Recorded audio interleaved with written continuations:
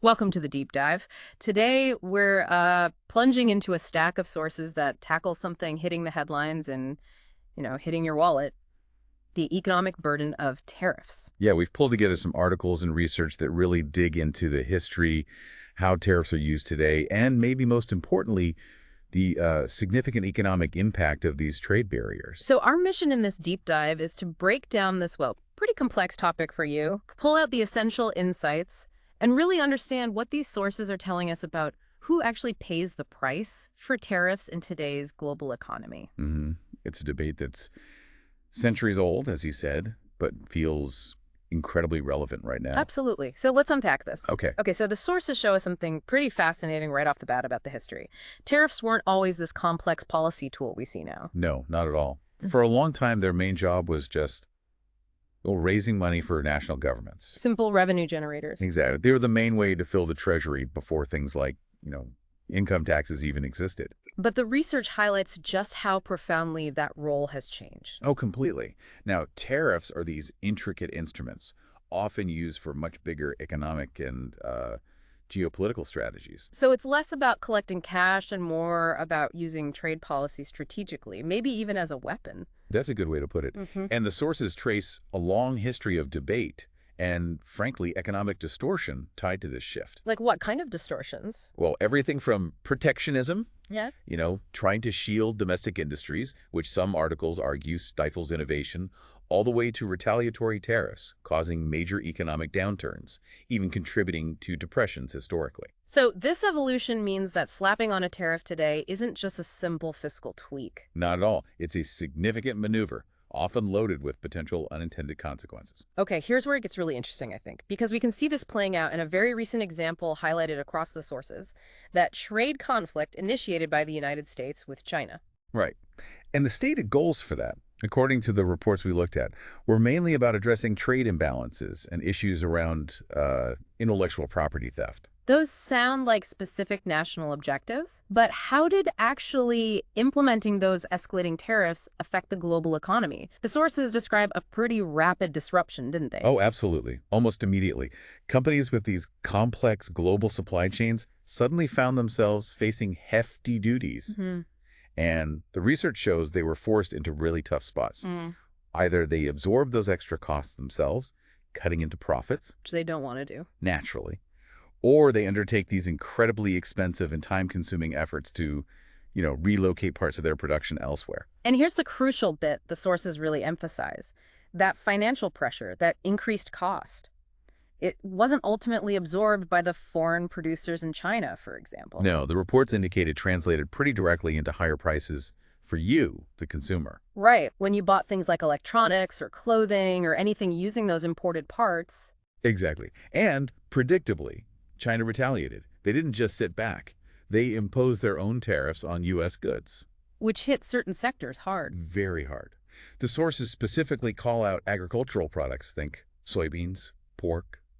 American farmers felt that impact severely. So this whole episode, according to the research, really just drove home how interconnected everything is now.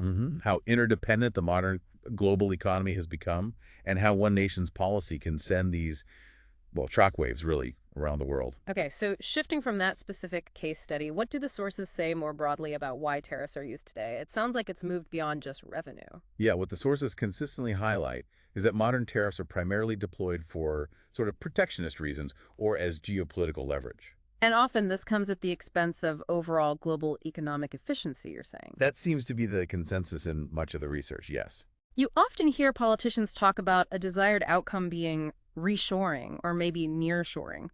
This idea that tariffs will encourage businesses to build factories back home or nearby. Right, the goal being boosting domestic production, creating jobs, reducing reliance on foreign supply chains. On paper, it sounds appealing. It does. But what does the research actually show happening? Well, it's interesting. The research points out that while tariffs certainly do drive changes, global supply chains have mostly recalibrated rather than simply moving everything back home. So businesses diversify, they move production away from the tariff regions, sure. Yes, but often to other countries, maybe Southeast Asia, maybe Mexico, to build resilience and avoid being caught in future trade disputes. not necessarily back to the U.S., for instance. I see. So they might move, but not necessarily just back home. Precisely. And this widespread structural shift, even if it aims for resilience, adds significant overhead. It costs money to rearrange global manufacturing. And those costs have to go somewhere. Exactly. And the key finding, really across the board in these sources, is that these added costs are almost invariably passed down the chain, meaning they ultimately diminish overall economic welfare and land squarely on the consumer in the form of higher prices. Okay, so let's talk numbers then. If those costs are passed on, what do the data and projections actually say about the hit to consumers and the wider economy? The sources we looked at dive deep into recent stuff, particularly regarding that aggressive tariff strategy rolled out in the U.S. in early 2025. Right. This involved pretty sweeping measures. Yeah. A baseline 10% tariff on almost all imports, and then significantly higher duties on top of that for some goods, reaching, I think, up to 145% on certain things from China. Wow. And the justifications given were, again, addressing trade imbalances, national security. But the research notes this immediately caused widespread economic uncertainty. And, predictably, triggered fresh retaliation from trading partners, almost instantly. So what are the early projections saying? Did it work as intended for domestic revitalization? Well, the analyses covered in the sources suggest not really. Instead, the attempt seems to be creating these pervasive market inefficiencies and significantly escalating costs for consumers. Okay, so what does this mean for you, the listener, directly? The analyses cited project a noticeable rise in overall consumer prices, right? Yes, around 0.6% in the short term, according to several projections. And what does 0.6% actually translate to for a typical household? Well, putting that into perspective, it's equivalent to an average household effectively losing about $950 annually. Wow, almost $1,000 just gone due to higher prices from tariffs. Pretty much. And beyond the direct price hit, the sources also project a persistent drag on the overall economy. A drag how? A reduction in U.S. real GDP growth by roughly 0.2 percentage points. It might sound small, but it's a consistent headwind. And this brings up that point the research really hammers home, doesn't it? That tariffs, even though they're technically levied on imports. Right. They're ultimately taxes paid by domestic businesses and consumers. That's the core finding. Companies importing goods or components, they just pass those higher costs along. Yeah, you can see it really clearly in specific industries. The sources mention the auto industry, for example. The suggestion there is that the average price of a new car could jump by an additional $2,400 because of these tariffs. $2,400. In today's market, adding that much is, well, it's a serious hit for anyone buying a car. Absolutely.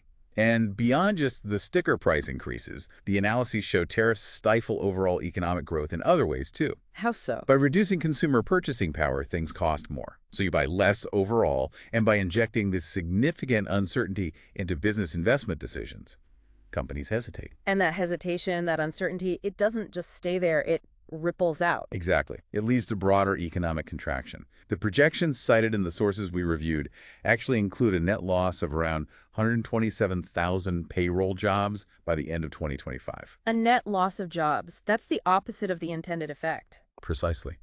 And it hits certain sectors particularly hard. The sources mentioned construction and agriculture. Why them specifically? Well, they often depend both on affordable imported materials and, critically, access to export markets, which get hit by retaliation. So ultimately, the sources seem to conclude that these quantifiable economic setbacks, higher prices, lower growth, job losses, they directly contradict the stated goals. Yes, the stated goals of boosting national prosperity and job creation. Yeah. The research really suggests that modern tariffs, implemented this broadly, often function more like a self-inflicted wound on the domestic economy. Okay, so let's try and connect all this back to the bigger picture for everyone listening. We've traced how tariffs kind of evolved from simple treasury tools to these complex strategic instruments. We looked at how they played out in practice, like during the U.S.-China trade war. Right. And now we see the quantifiable economic burdens they seem to be imposing today, hitting your pocketbook with higher prices, projecting job losses, reducing growth. Yeah, and what's really fascinating here, I think, is how the sources we explored critically examine these modern tariffs. The overall takeaway seems to be that they're largely counterproductive. Counterproductive how? In the sense that they appear to cause more harm through retaliation, through increased burdens on consumers and businesses than they achieve in perceived benefits, like broadly boosting domestic industry or achieving those geopolitical aims without significant cost. Okay, so Maybe here's a provocative thought to leave everyone with, drawing on everything we've discussed from the sources, the history, the recent analyses. Hmm. Given these apparent, quite significant economic costs that land on domestic businesses and individuals, how effectively can societies actually balance those national strategic goals, things like influencing trade partners or attempting reshoring with the economic burden that tariffs seem to impose? It's a tough needle to thread. It really is. Something to think about. Hmm. Thanks for joining us for this deep dive.